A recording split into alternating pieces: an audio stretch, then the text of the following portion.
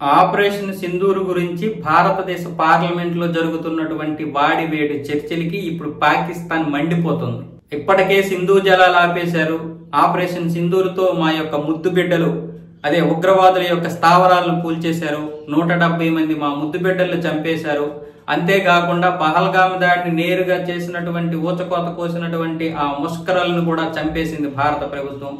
ఇన్ని బాధలు భరించిన మాకు ఇప్పుడు పార్లమెంట్ సాక్షిగా మళ్ళీ పాకిస్తాన్ గురించి మాట్లాడుతూ మమ్మల్ని ఒక ఉగ్రదేశంగా చూడాలని అటు ప్రతిపక్షాలు విపక్షాలు అన్ని కూడా ప్రయత్నాలు చేస్తున్నాయి భారత పార్లమెంట్ లో. ఇది ఎంతవరకు న్యాయము? అంతర్జాతీయ సమాజం ప్రకారం మేము ఎంతో ఉన్నతంగా ఉగ్రవాదానికి దూరంగా బ్రతుకుతుంటే భారతదేశం మమ్మల్ని ఈ విధంగా కించపరచడం న్యాయమేనా అంటూ పాకిస్తాన్ అయితే ఒక విధంగా ఏడుస్తుందో తెలియదు, భయపడుతుందో తెలియదు, భయపడుతుందో తెలియదు, కానీ దాని మాటలు వింటుంటే మాత్రం ఒక విధంగా మంటకు గురైంది. కడుపు మంట.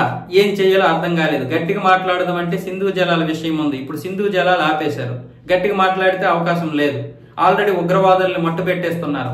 భారతదేశంలో ఉన్నటువంటి ఉగ్రవాదులేనా, పాకిస్తాన్ లో ఉన్నటువంటి వీళ్ళు పెంచి పోషించినటువంటి ముద్దు బిడ్డలకు కూడా ఎవరు చంపుతున్నాడో తెలియదు, ఎవరు ఎలా చనిపోతున్నారో అర్థం కాని పరిస్థితుల్లో ఒక్కొక్కడు చనిపోతున్నాడు.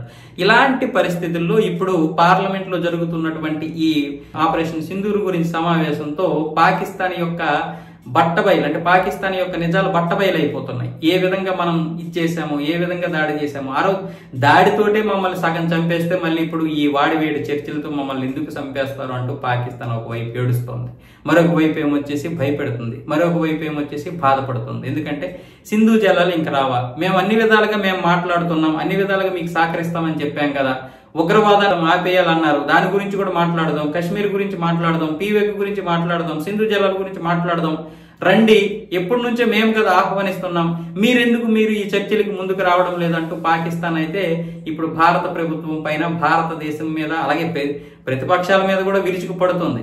ఎందుకంటే రాహుల్ గాంధీ అంటే ఇప్పుడు పాకిస్తాన్ కి విపరీతంగా కోపం.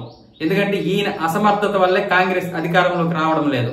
కాంగ్రెస్ అధికారంలోకి వస్తే మాకెందుకు ఈ పరిస్థితి, మాకెందుకు ఈ దారుణాలు, మాకెందుకు ఈ దరిద్రాలు, కాంగ్రెస్ అధికారంలో ఉంటే ఎప్పటికీ సుభిక్షంగా ఉండేది. అదే 3 పువ్వులు 6 కాయల విధంగా పాకిస్తాన్ పరిస్థితి ఉండేది. 2014 వరకు ఏ విధంగా 70 సంవత్సరాలు నెట్టుకొచ్చారో అదే విధంగా కాంగ్రెస్ అధికారంలోకి వస్తే ఈ ఫేక్ కరెన్సీని భారతదేశంలోకి రప్పించవచ్చు, ఉగ్రవాదుల్ని హ్యాపీగా తీసుకురావచ్చు, కశ్మీర్ లో ఉన్నటువంటి అన్ని వనరులు తీసుకెళ్లిపోవచ్చు, పీవేక్ నుంచి ఉగ్రవాదులు వచ్చేవచ్చు, ఎవడు అడగడానికి లేదు, అడిగితే కొట్టిపని చంపేస్తారు, హిందువుల్ని ఏ విధంగా ఇబ్బంది పెట్టవచ్చు, కశ్మీర్ నుంచి పూర్తిగా భారతదేశంలోకి దిగుమతి అయిపోతూ ఉండేవాళ్ళు, ఎటువంటి ఆర్డీఎక్స్ అయినా తీసుకురావచ్చు, ఎలాంటి బాంబులైనా తీసుకురావచ్చు, గన్నలు తీసుకురావచ్చు. ఇన్ని జరుగుతున్నప్పుడు మనకి హ్యాపీగా ఉండాల్సినటువంటి పరిస్థితుల్లో ఈ రాహుల్ గాంధీ వచ్చి బీజేపీకి అధికారం ఇచ్చి మమ్మల్ని ఏమొచ్చేసి ఇంత నరకానికి పంపించేసాడంటూ రాహుల్ గాంధీ మీద ఇప్పుడు పాకిస్తాన్ ప్రజలు, పాకిస్తాన్ నాయకులందరూ కూడా చాలా గుర్రుగా ఉన్నారు.